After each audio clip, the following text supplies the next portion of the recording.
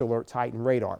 Just those streaks of high-level clouds from time to time. It will give a little more color to the sunset this evening, but it's not really a source of imminent drastic changes that we will encounter. In fact, if anything, we'll have a little bubble of high pressure that tries to build over the state line area through the end of the week, and that will act as somewhat of a shield to keep any kind of unsettledness away from our region. However, we'll still have to deal with maybe a slight increase in cloud cover, not much worse than a partly cloudy trend through the next 24 hours.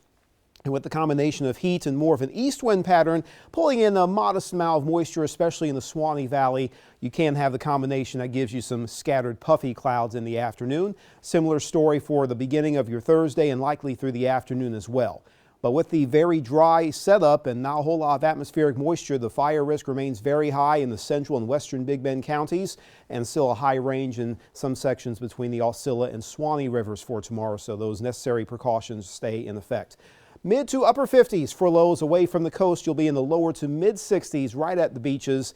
And then we crank up the heat a little bit more. It'll feel like it's in the mid and upper 80s because that's what the actual air temperatures will be. Not really forecasting much of a heat index concern.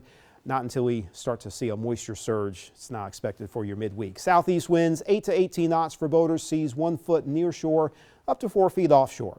The extended forecast numbers, they keep it getting hot and hotter. 90 to 93 by this weekend, and morning lows, they start to climb as well, so not quite as crisp and cool in the mornings. The rain chances do make at least a small appearance early next week, but still at a pretty minimal level.